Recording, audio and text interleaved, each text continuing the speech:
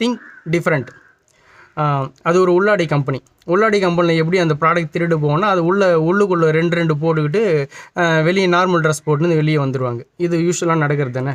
So அதனால் company விட்டு வெளியே போகும்போது கம்பல்சரி செக் பண்ணுவாங்க. எல்லோரும் ஒன்று போட்டிருக்காங்கன்னு கம்பல்சரி செக் பண்ணுவாங்க. சரி, இப்போ என்னாச்சு, கம்பெனியில் ப்ரொடக்ஷனையும் ஸ்டாக்லேயும் ஒரு பிரச்சனை வந்தது.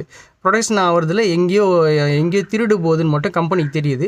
எப்படி திருடு போகுதுன்னு கண்டுபிடிக்க முடியல.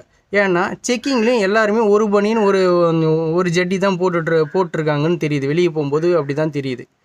என்ன பண்ணுறதுன்னு மூளையை கசக்கிட்டே இருக்கும்போது சரின்ட்டு அதர் பிரான்ச்லேருந்து ஒரு ஆளை வர வைக்கலாம்னு சொல்லிட்டு நம்ம தமிழ் அங்கே கூப்பிட்றாங்க. தமிழை வந்து பார்க்குறான். பார்த்துட்டு செகண்ட் டேவே கண்டுபிடிச்சிட்டான் விஷயத்த.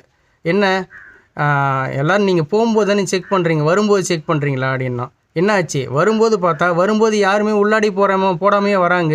இங்கே ஒன்று போட்டு ரிட்டர்ன் போகும்போது போயிட்டே இருக்காங்க.